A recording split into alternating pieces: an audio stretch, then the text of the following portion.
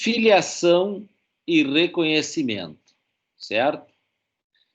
Quando a gente discute filiação e reconhecimento, é normal que a gente fale na paternidade, certo? E não na maternidade. Por quê? Porque a maternidade no sistema brasileiro é determinada pelo parto, certo? Então, uma pessoa, por exemplo, ela vai para o hospital para ter um filho, o próprio hospital emite um atestado, uma declaração de nascido vivo. Não sei se já tiveram oportunidade de ver um documento, os que eu já vi eram amarelos, né? É uma declaração de nascido vivo, que é o documento que você leva lá no registro civil para proceder o registro da criança, certo? Essa declaração de nascido vivo só consta o nome da mãe, certo? Só consta o nome da mãe, não consta o nome do pai. O pai, para ser registrado como pai dessa criança, quando for feito o registro lá no registro civil, o pai só poderá ser registrado em duas situações.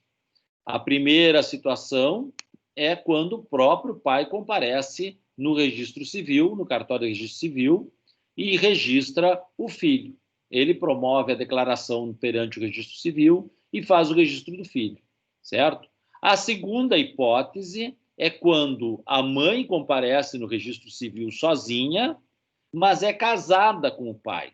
Se ela é casada com o pai, ela pode declarar perante o registro civil que o pai é o seu esposo, seu marido, e apresentar a certidão de casamento, e essa criança será registrada automaticamente no nome daquele que é o marido dela, certo? A desembargadora Maria Berenice Dias, ela sustenta no livro dela que também em caso de união estável, seja possível a companheira sozinha registrar o filho em nome do companheiro. Eu, particularmente, entendo que se tiver algum documento para apresentar, vejo que é possível, mas se não tiver documento nenhum, não tem como, né?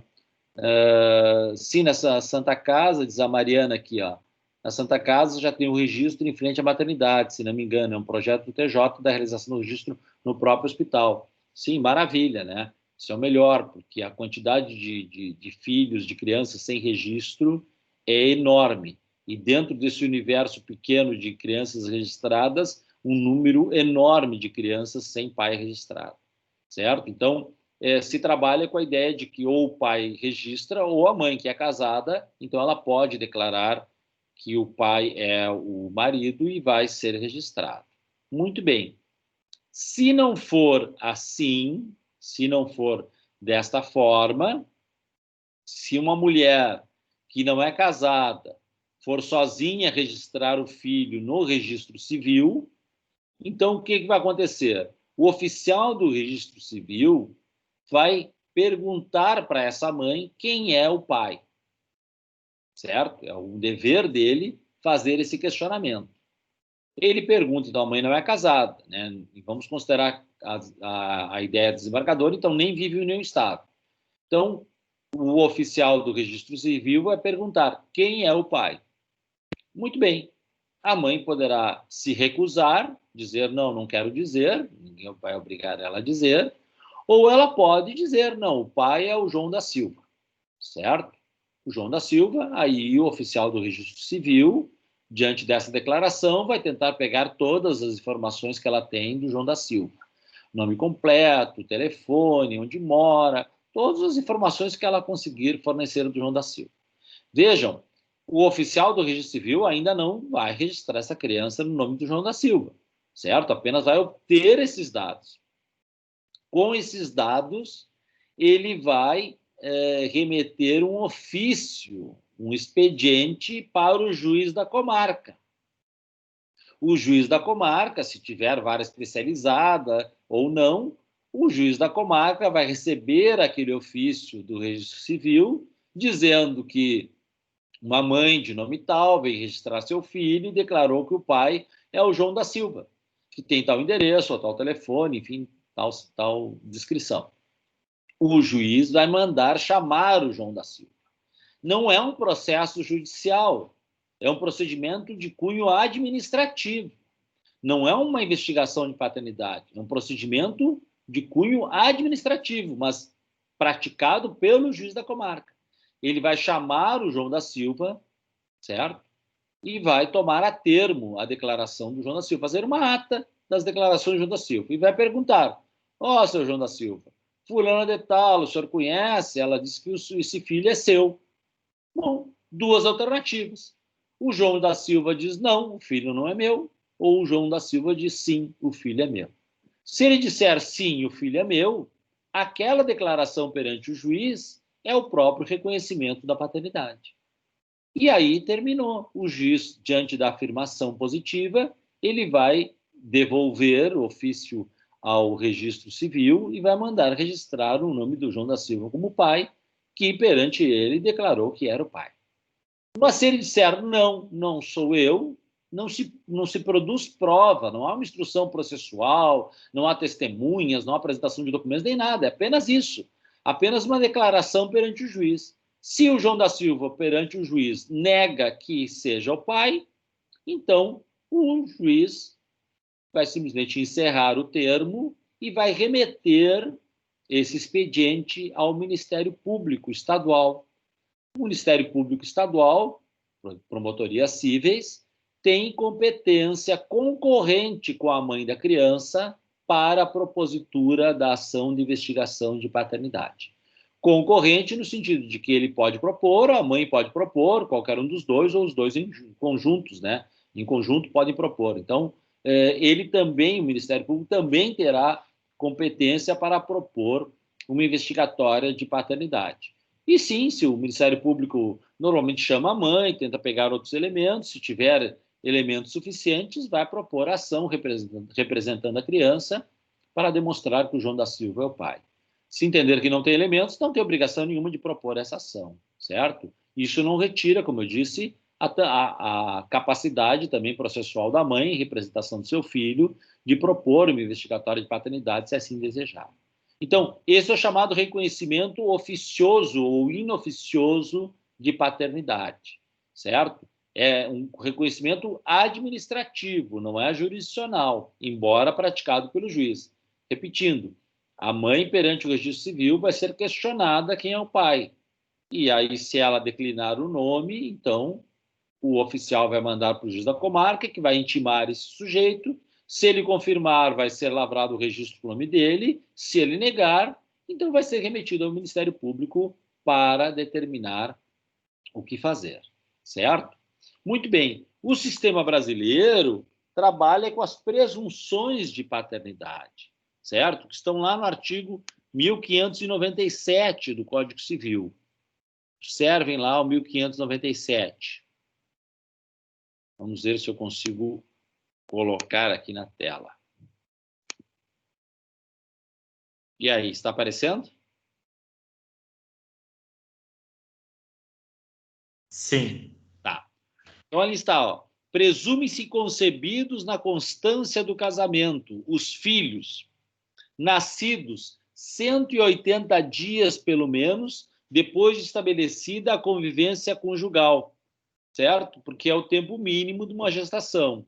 Nascido nos 300 dias subsequentes à dissolução da sociedade conjugal por morte, separação, nulidade e anulação, quer dizer, até 300 dias, que é o tempo máximo de uma gestação.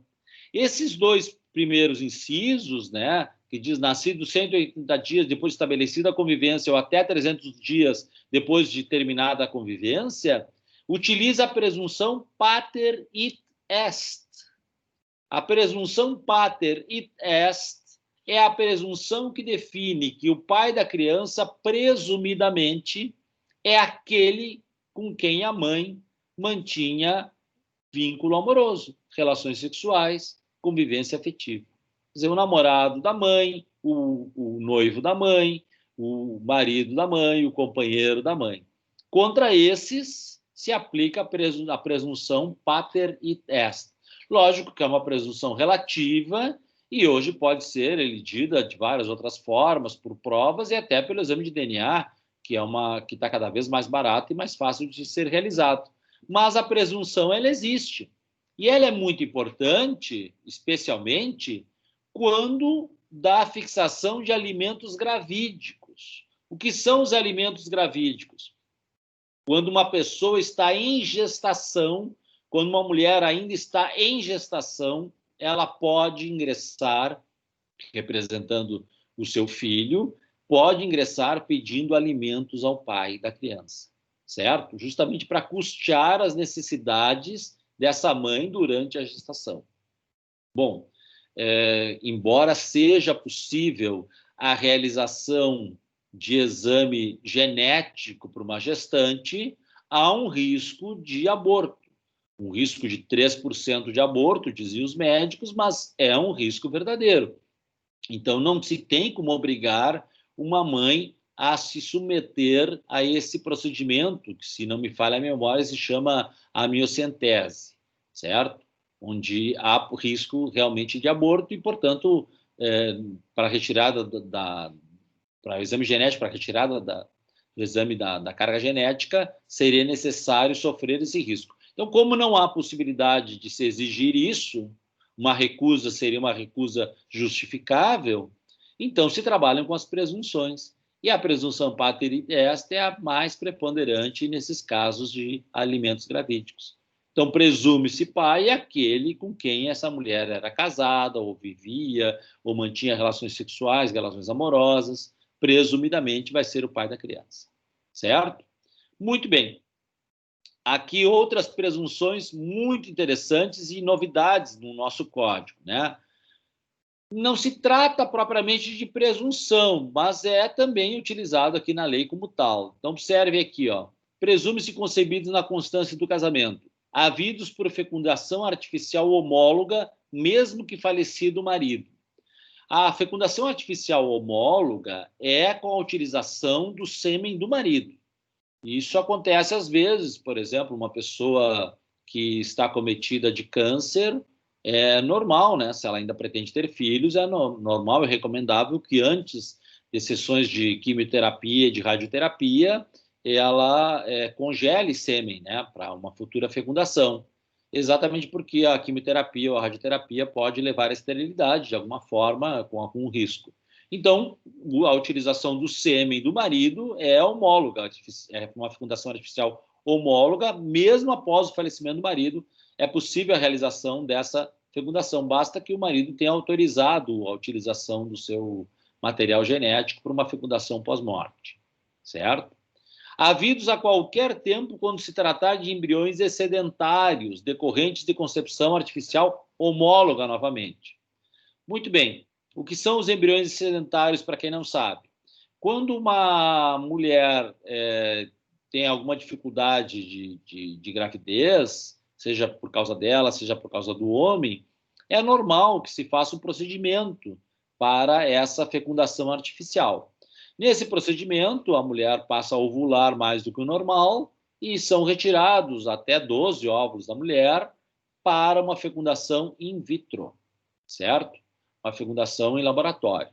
E essa fecundação feita in vitro são então fecundados aí hoje cada vez menos, né? Porque cada vez tem mais sucesso esse procedimento, então passa a utilizar menos óvulos. Então, por exemplo, pegam 8 óvulos e fecundam os 8 óvulos com o sêmen do marido, por isso que é homóloga.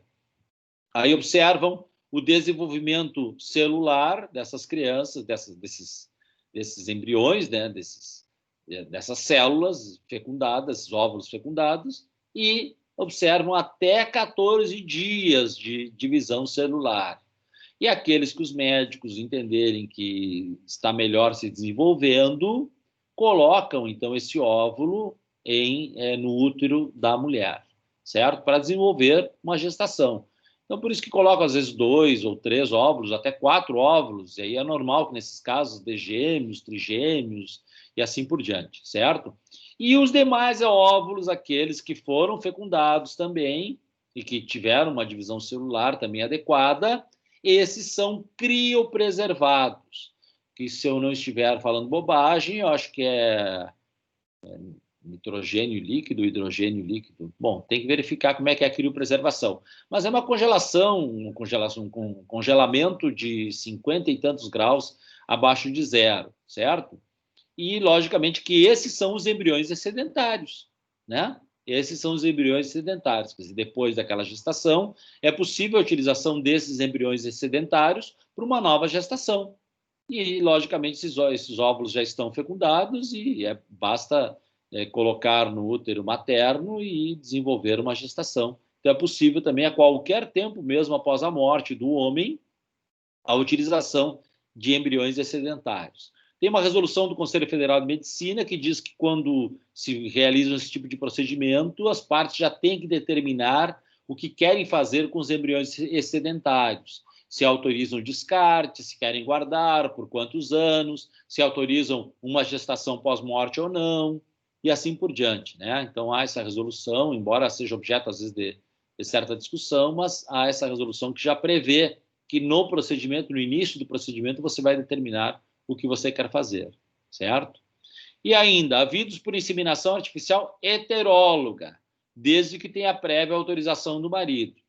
Aí não é presunção mesmo, é uma autorização, ou seja, o marido é estéril e ele se utiliza do procedimento médico com o recebimento de sêmen de doador anônimo para a fecundação do óvulo da sua esposa. Ele autoriza a mulher, concorda com o procedimento que a mulher quer fazer, autorizando também o procedimento. No momento que ele, na clínica médica, autoriza esse procedimento, ele não tem como depois ingressar com uma ação negatória de paternidade, dizer que o filho não é dele, pedir um exame de DNA, que obviamente não tem a carga genética dele, né? Não tem como fazer isso. Essa autorização para a fecundação heteróloga, um sêmen de doador anônimo, leva ao reconhecimento absoluto de paternidade, sem dúvida alguma, né? Muito bem. Essas não são as únicas presunções, certo? Vou voltar à tela ali para trabalhar com as outras presunções. Aqui, no 1599, certo? E no 1600 também tratam de outras presunções. A primeira fala da impotência, certo? A impotência do cônjuge para gerar e lide a presunção de paternidade. Quer dizer, a pater est pode ser ilidida desde que esse cônjuge comprove que era estéril, que não tinha condições de gerar na época aproximada da concepção. Então, essa é a presunção relativa à impotência. A do 1600 trata do adultério. Não basta o adultério da mulher, ainda que confessado, para elidir a presunção legal de paternidade, certo? E é muito importante que a gente entenda isso, gente.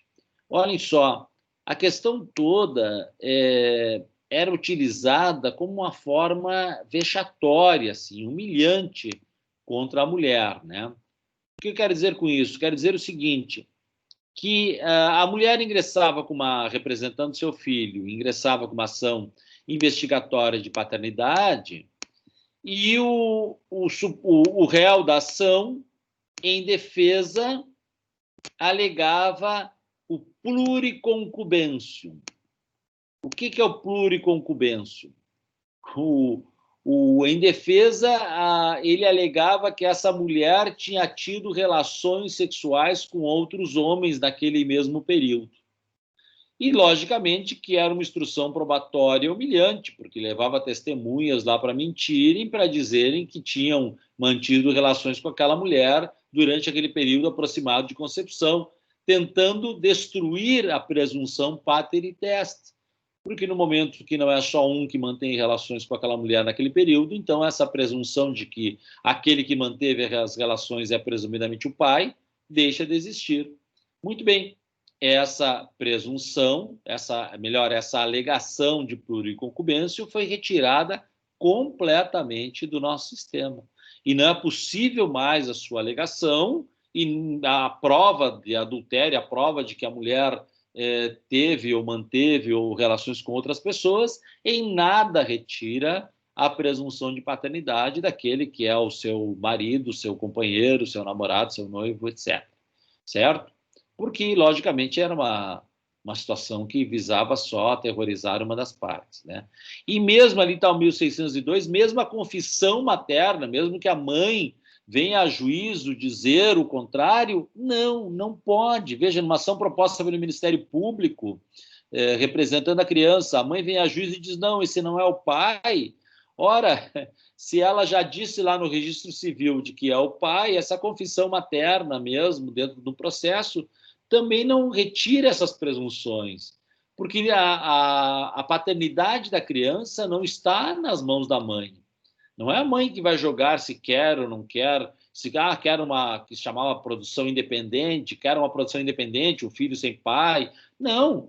O que o Ministério Público e a sociedade em geral quer é proteger o interesse dessa criança, certo? Então, logicamente, que esse tipo de presunção em nada servia para, né, impedir o reconhecimento ou a confissão em nada impedia para o reconhecimento ou para o uso da presunção pater id est, certo? Muito bem. A ação negatória de paternidade é imprescritível. Então, eu sou marido, fui inserido no registro civil, dizendo que eu sou o pai, eu descubro que não sou, eu posso ingressar com uma negatória? Posso, em tese, eu posso ingressar com uma negatória, porque essa ação é imprescritível.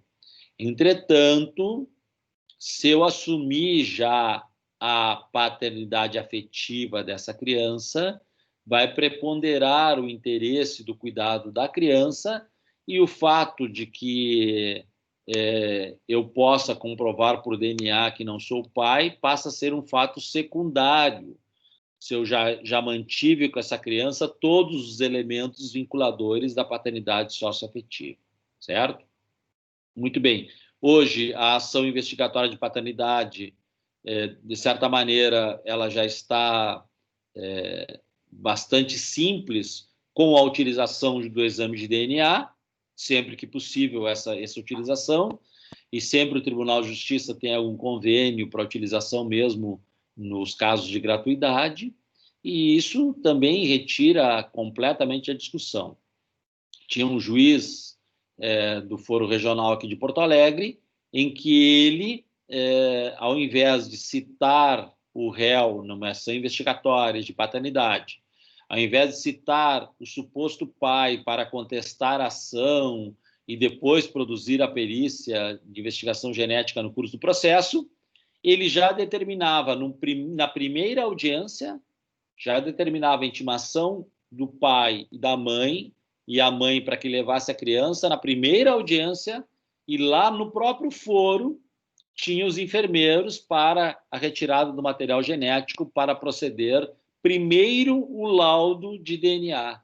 Somente depois do resultado do laudo é que era aberto prazo para a defesa, certo? De tão importante e tão substancial que é o laudo de paternidade, certo? O laudo de DNA, de investigação genética de paternidade.